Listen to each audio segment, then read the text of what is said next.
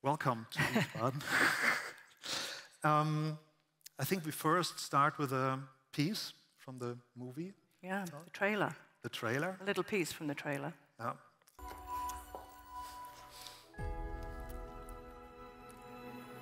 Hey, Barbie. Can I come to your house tonight? Sure. I don't have anything big planned, just a giant blowout party with all the Barbies and planned choreography and a bespoke song. You should stop by. So cool. You can find me under the lights, diamonds under my eyes. This is the best day ever. It is the best day ever. So is yesterday, and so is tomorrow, and every day from now till forever. Do you guys ever think about dying? When my heart breaks, Some things have been happening that might be related. when my world shakes. Cold shower, falling off my roof, and my heels are on the ground.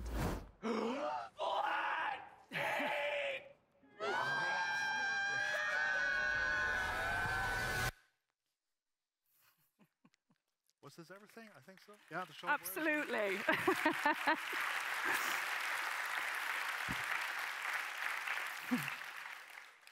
We had a special screening in an art house cinema just a few days ago with the whole crew.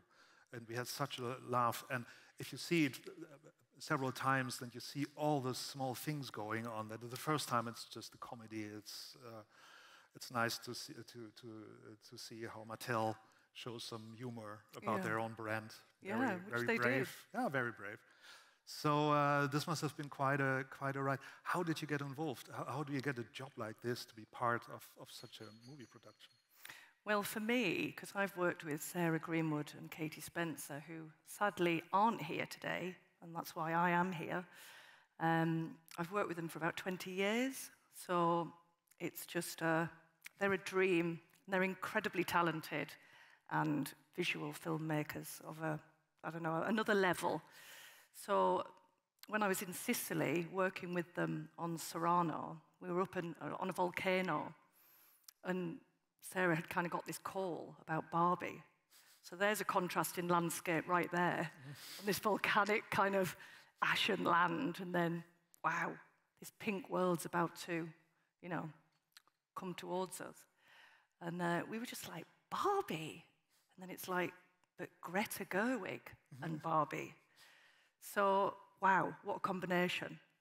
And I just remember Sarah talking about the conversation she had with Greta and just what an extraordinary mind and vision of what this should be. So it's just super exciting, the concept, before we even got, in there. Yeah.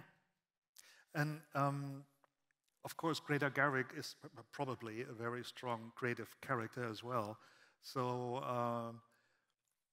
how much freedom did you have to develop this in the team? Where did you have like a collaboration with her? How does that work? Because if we now see the movie, everybody's like, it's a weird approach. You wouldn't have expected, but it is such a great piece that you say, of course, it looks like this. But at the beginning, of course, you don't know how it would look like. So how does that work with a director like Greta Gerwig? Well, obviously, that's very much with Sarah and Katie and Greta, that initial, the communications. And for example, Greta had a very strong idea, and she'd really worked with it a lot over lockdown, and her with Noah, her husband, who co-wrote it as well. But she just sort of feeds ideas. And I remember Sarah just saying, it's like mist. You're sort of grabbing these little notes, and then you kind of you run with that. So that's the sort of, and she allows you to run with it, So it was quite a sort of freeing process, but then she gets very particular about certain things, like millennial pink, which is like a salmony pink, that she was just like, we cannot have that. So she would be very clear about certain things. But yeah, it's a real process. It's a huge development, actually. And when I started on the job, the image that you see here, the actual toys, they were in the office. And it was like, oh my God, how is that going to translate into a human scale of a land, you know, that is, I mean, we've never done anything like this before. You know, this is a really highly concepted piece, and there's nothing really been before. So, yeah, that was a sort of wow. And then the model that we had with, you know, the dreamland that Sarah and Katie had put together with Greta. So, yeah. And that's It's mad. we made this up like a day before that we do it this way, so bear with us. This is not the typical C conference presentation, but it will work out. But this is not the only inspiration you had. This is like the toys, of course, but you also had other references that you used from long ago, actually. Yeah, so Greta, so we'll move to, I'm sure you all know this image and what film this is from. So Greta, I mean, her list and, well, her knowledge of film is extraordinary, but like 33 film references for Barbie. So we'll just, Wizard of Oz is a key one because of all of the painted backdrops, the painted skies, the sound stages, and then obviously the yellow brick road became our pink brick road. And so it's that classic old Hollywood, you know, everything that's hand-painted and hand-done and in camera, you know, not so much CG. So that was a really strong influence and reference. And then the colours of Cherbourg, the umbrellas of Cherbourg, which was very much about the palette and the kind of the layering of colour and the layering of our pinks, which was a mind-bending process, let me tell you, yeah. Because there's not one pink. Before I saw the movie, I thought, oh, there was so much talk about the pink, there will be one color, but it's like a lot of pinks, but not every pink. So how did that work out? So this little thing here became our key-carrying palette, and that was developed. I'm going to tell you how it was developed in quite a rush, actually. And the set decoration painters had just finished Aquaman, so they had like loads of paint. So we were just like, let's start mixing some color. We've got to start with something. We've got a camera test next week. So they were painting onto MDF tiles, and we put it onto a board with Velcro, and it was like, it's a little bit muddy. The colors are a little bit blue, a little bit gray. We need some serious pigment here to push this, you know, in another direction. So that was an evolution of the palette, and then eventually we settled with what you see here. And we would literally be going, so what about P9 with P4? You know, it was that kind of random to try and pull this together. And when one pink sits with another pink, and then you bring in the fabrics as well, it just starts to do lots of weird stuff. So that was we got pink blind. It was mad. Okay, so yeah, exactly, the dream house, that during the movie, this is like a character, and of course it's a strange thing, probably also for filming, because there are no walls. You see everything through there, like in the toy building, so, but you also already have the visual answer, because there is that kind of architecture as well in real life. Yeah, absolutely. So Sarah and Katie always have what we call the wall walk of images throughout the offices. So it's the whole film visually realized. And then there's key references that are picked out, and they really do run sort of a beautiful thread throughout the whole film. For us, as assistants, you know, pulling it all in with the furniture, fabrics, all the props that we get, the lighting and everything. So you have key references. And this is Slim Aarons, and obviously the Kaufman Palm Springs house, which was the Patrick Neutra architect, was a huge influence in the architecture of the Barbie houses. That airiness, and as you say, the no walls. And the parasol was a really key image that then we went and made something very similar. Yeah. Set decorators are, of course, busy with populating a scene with things that you can touch. And the whole thing is about toys that actually children use and they touch and they do something with it. So how did that inform the interiors and all the objects in the film? Because it's a different scale. But of course, toys don't behave like furniture and other stuff. So how did that work? Well, yeah, so I'll just go on to, so scale was so that like the cars, for example, they were shrunken to like 75%. And then the ceilings were much lower in the way that a doll in a doll's house, you know, its head touches the ceiling. So all the scales were kind of manipulated. I mean, the furniture stayed the same, but it was just the kind of within the architecture, essentially. And then the whole idea of, you know, as a kid plays with the toy, like Margot coming off the roof, whee, you know, that kind of, which is just fun and playful. And that was a real a Greta push on that one. But just I thought Ryan Gosling going like this after this wave bump he had.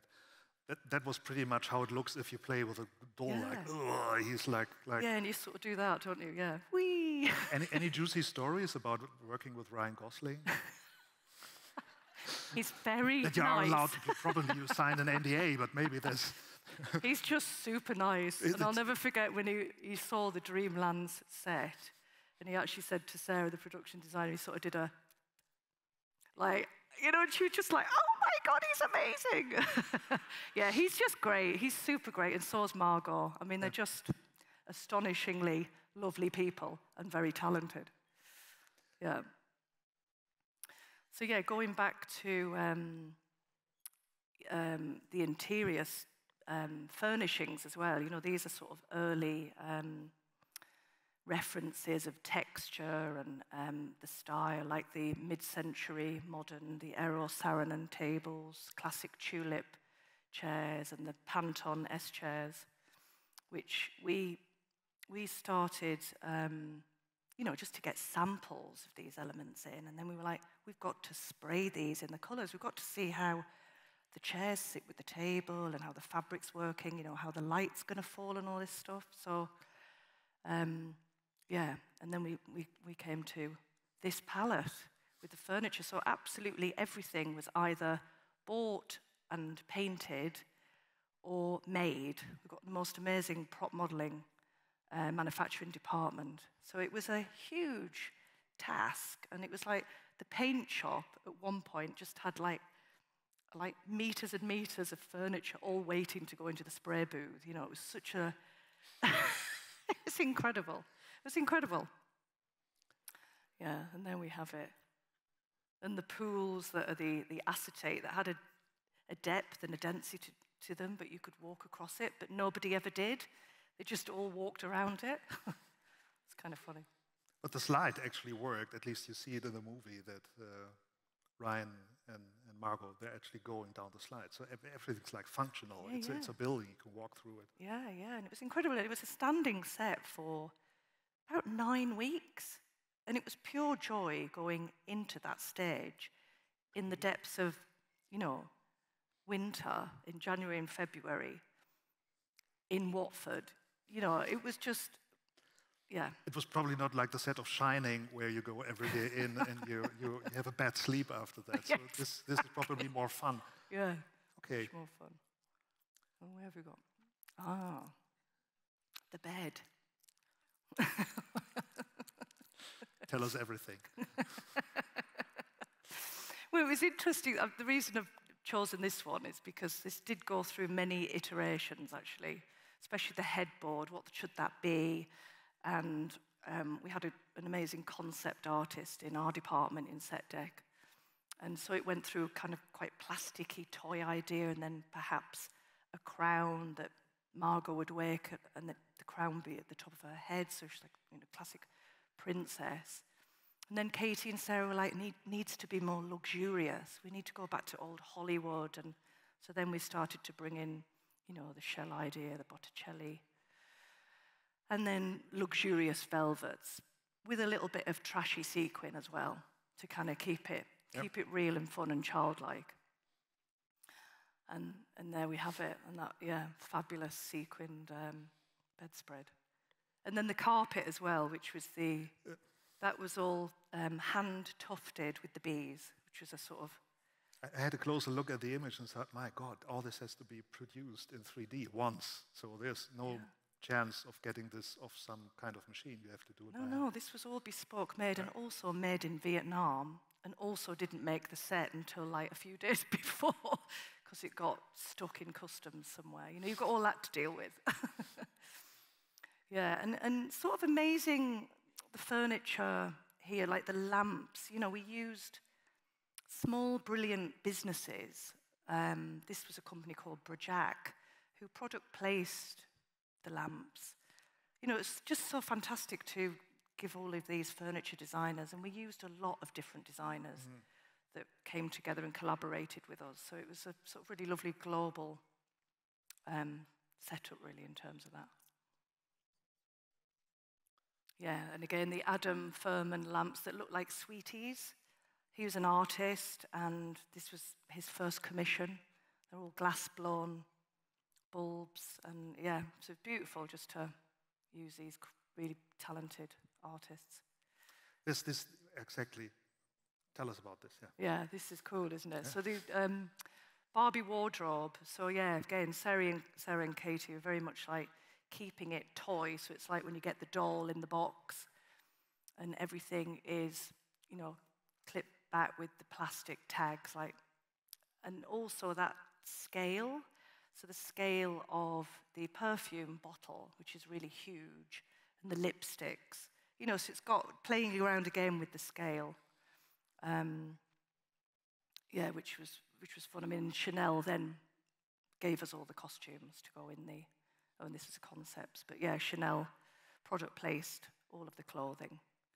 That was a really fun section. The movie, of course, is playing with the like typical role models of women and of men. That's like the story. It's a feminist story.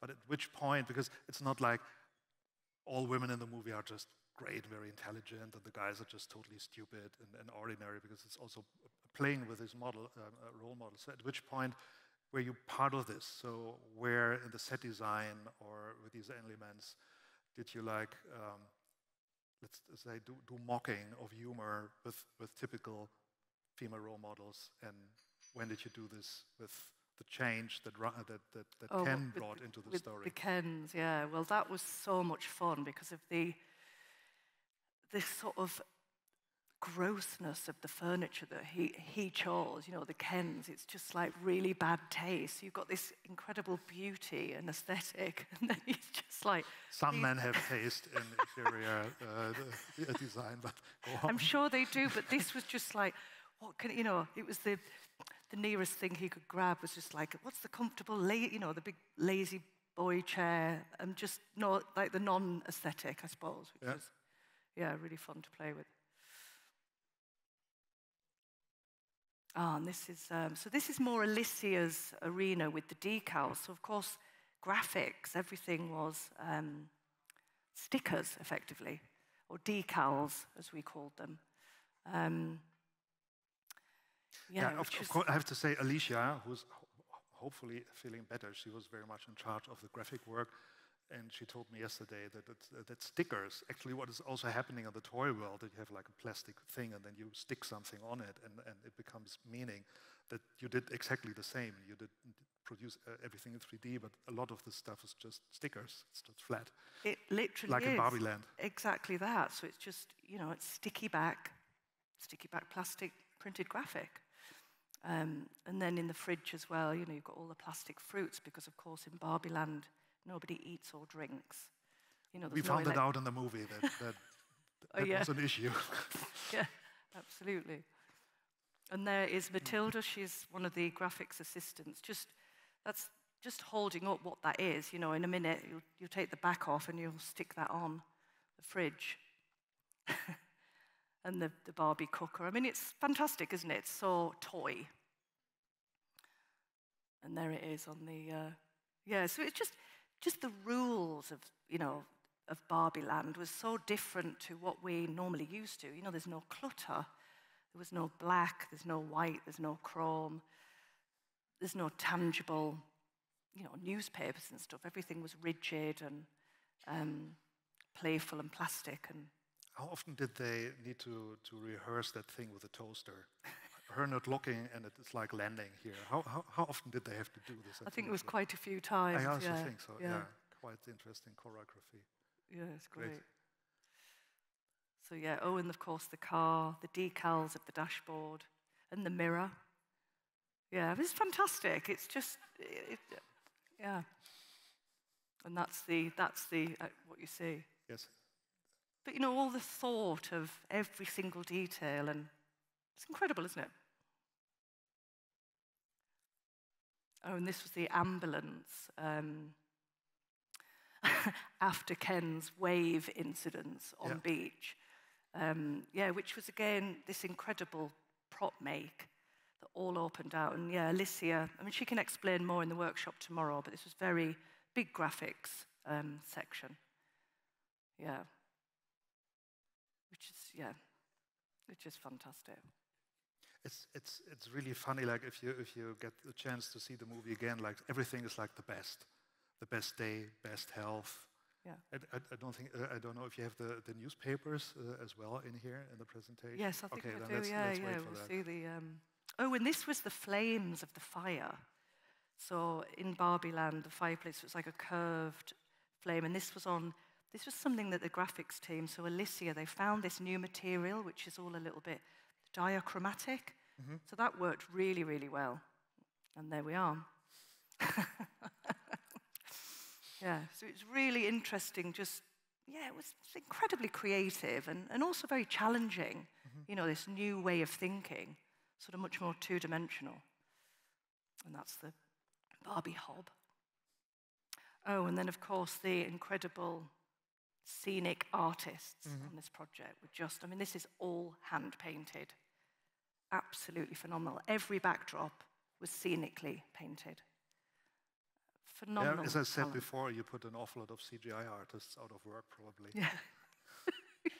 But it's fun because today we have a lot of people talking about doing craftsmanship with your hands again. So this is like, it wasn't planned, but I think from the very first talk this morning until this one, you couldn't see that, it's very much about going back to handcraft, doing things with your hand, not using too much technology. But so this fits very well. Yeah, and Sarah and Katie are really big into this anyway. They love using artisans and really skilled crafts and going back to the old techniques. Because it's quite flat if it's all CG. It's very useful and needed, but it's just really beautiful to keep these talents alive. Yeah. Yeah. But there's still plenty of people in work in CG. Oh, and these were the Barbie flags. So again, Alicia's work. Because of everything being a little bit rigid, how does a flag look in that rigidity? So we had to kind of sculpt it almost. But we did it with our upholstery team. So we didn't actually, they kind of stiffened it all. So that was quite a challenging one because it wasn't hanging right. And so you'll see there in the back of in the Oval Office. Can't we have Barbie run for office I think we against Biden and Trump? Don't you think? Wouldn't that be We amazing? had this before, so a third candidate would be a good idea. Absolutely. Every day would be perfect, wouldn't it? In a way. Yeah. And there's more of the graphics. The pink I know a lot of people in the audience who would love to have that stationary privately. So you should produce it. It would be I think so, yeah. a Incredible. source of passive income for you. Absolutely. Like they did on Harry Potter. I think the House Yeah. of Mina Lima, yeah. Yeah. Oh, and then the beach. That was incredible. Look at that wave. It's the perfect wave. It's the perfect wave. Not for Ken, but not for visually. Ken.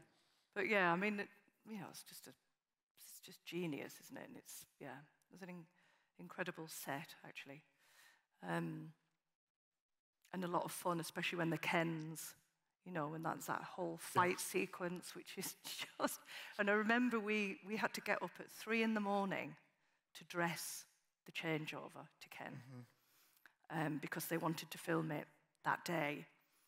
And it was snowing outside, and as the stage doors opened, you know, there was snow outside, and then this incredible, perfect beach inside. It was Beach is great. it was kind of surreal, especially when you're a bit sleep deprived as well.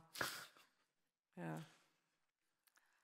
Yeah, it's great. And so again, everything plastic and, you know, like the ice cream, because obviously they don't eat anything, so it's all just beautifully perfect and there, always non-melted. Oh, and then we move into the miniatures here. Yeah, which is, I'm not sure many people even realize that that was the transitional section, you know, between each area in Barbie Land. But this was an extraordinary department. And I personally didn't have too much to do with it, but when we went down there, we were just like, wow. I mean, look at the scale. There's something about scale, isn't there, when things are much smaller, that it's just like, I don't know, it's like really exciting, isn't it?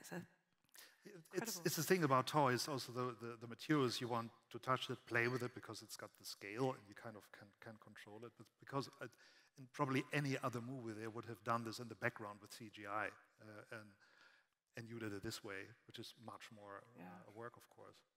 Of course, but it, you know, it employed this, you know, this whole department. It was a huge space actually, and there you see the miniature beach. Yeah, it's extraordinary.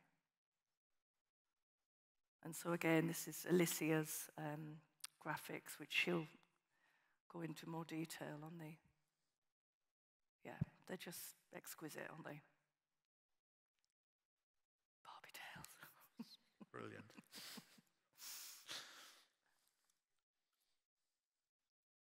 Chevrolet. I would be interested in that the Mattel people, obviously they have some humor, because the movie is also about making them ridiculous as a company, which is pretty bold to do. But did they have a say in all this? Because actually this is basic design, maybe even licensed by them. Did they get involved in the design process? Well, we had to do quite a few presentations actually in our office, you know, and lay out everything, and for Mattel to come and sign it off. And there was moments where you're thinking, wow, are they going to be okay with this? Yeah. But they were. They went with it, and well, it's made them a lot of money, hasn't it? So I'm sure they're very happy. Yeah. But you never know before. There are a lot of great movies that actually not doing that well at the box office, and this one did, but they didn't know before. They could have gone for a Marvel approach, which is like the sure thing to do, and this wasn't. Yeah, that's true. Yeah, it's but they were great actually. Yeah, and more of the. I think you brought some props for tomorrow. Yes. Show. Yeah, we brought some. When you come tomorrow, you might get your hands on some of this stuff. Yeah, there's a few little bit. Alicia's got quite a few of the graphics. I've brought the color chart and lots of visuals actually, and yeah. And this is how you think men would. I don't know. Would you furnish like their this? dream house? I think it's so fun though that he goes to the real world, and it's like this eye-opening, his perspective of the television with the horses. That was really like, really? But it was so much fun. It was so much fun doing this. Yeah, and the Wotsits in the blender. Yeah. That also was interesting, because at the beginning of the film, you only have these pinks and the color scheme you talked about. I think even the shadows weren't black. You did something with light, or the cameraman did something lighting, that even the shadows were like in these paintings. They were colors, that's not black. Yeah. And the moment Ken takes over, you have black. Yeah, and it really is. As dudes do. As dudes do, yeah. Horse, black, meat. Yeah.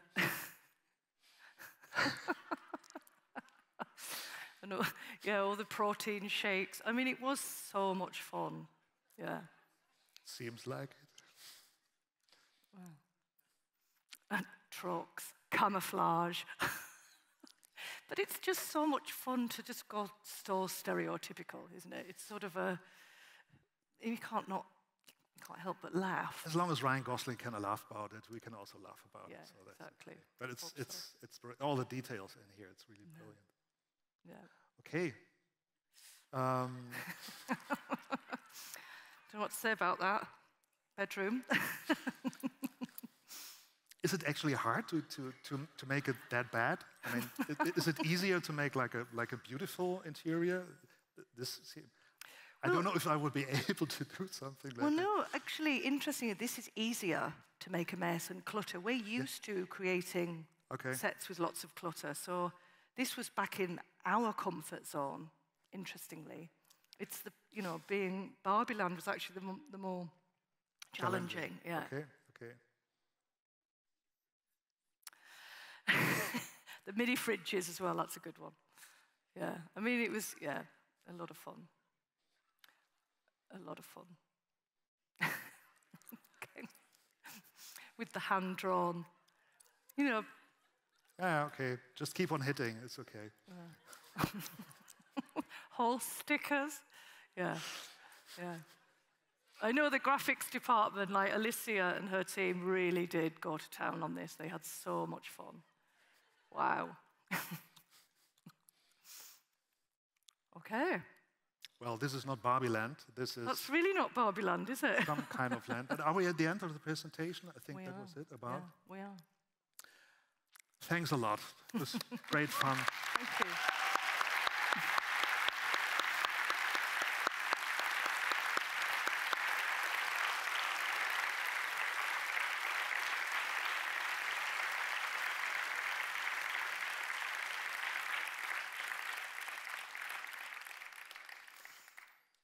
I made a promise this morning that we'll finish around 7, so we're just 15 minutes over that, and it's all the fault of Neville, so we can put Neville. You shut up. Oh, can't believe it. But still, since we still have you on stage again tomorrow, hopefully Alicia will be well again, and she can tell much more about the graphic things. But are there questions now here? Ganz treue Fragerin hier vorne. Weiß ich sehr zu schätzen. So this is quite a unique opportunity, I think, as somebody who's a set designer, an aspiring set designer herself, and I'm currently doing my bachelor's in film, and I wanted to use that opportunity to ask you if you maybe have any advice for young persons starting in that industry. Well, I think basically just make yourself really available. Make phone calls, send your CV, and be prepared to do some work experience. I mean, in our country, we do have schemes set up now which are great in that you get your lunch paid, you get travel, and you get 2 weeks work experience. And you know what? If you fit and you work well in that environment, you'll get taken on. So it's just keep going and be available. So that's what I would say. Do it. It's good fun. Any more? Here's one in the back, that row. You got a microphone there. Thank you. Hello. I have 2 questions, and one of them is a bit shorter, so I would like to start with that one. Was there any room for improvisation and creativity when it comes to picking materials? Because everything seems so precisely and meticulously planned. So I like to believe that there was still some room for flexibility in decision making. And the second question is related to the Barbie houses. So growing up, obviously, I'm Gen Z, and I was crazy about Barbies as a kid, and I actually had one of these houses. And I remember that I was so impressed when I saw the entire neighborhood, so each of the houses actually looked a bit different. And I was wondering, did you take any of the real Barbie houses as not just inspiration, okay, it seems it looks similar, but it's not exactly the same. Did you take any of them and make an exact replica? Because as I remember from your presentation, you used a lot of inspiration outside of Barbie for the furniture, colors, and so on. Yeah, I would say that the actual dream houses that exist now, it was more sort of the fact that there's no walls and then going with the stickers and the kind of toy thing, but there's something a little bit garish about the plastic, and that was something that Sarah and Katie and Greta wanted to move away from and make it more luxurious, hence the Kaufman Palm Springs house, that style of architecture, that modernist architecture. So, no, there wasn't really a direct correlation, but there was obviously elements that were used, for sure, but they definitely moved away from that to make it stylish, more stylish, if that answers the question. If there's one more question. Ah. I have one. How did it feel to deconstruct the set after the shoot? As it was being taken down. Oh, it was so sad. Honestly. Did you store it, or is it was just, because when it goes quickly, and it was, I remember going to the stage and going, actually that stage is massive, and now it's all really grey and back to the reds, and yeah, no, it was sad. It was really sad.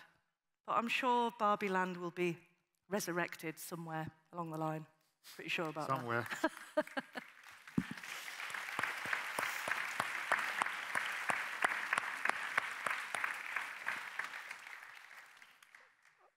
Okay, then I think all of you have a chance tomorrow, hopefully also to talk to Alicia about these things. And I think you already will start at 11 o'clock in the morning. So, and it's first come, first serve. We have not that much space here as the agency, so be there on time. Nettie Chapman, thanks a lot. Thank you.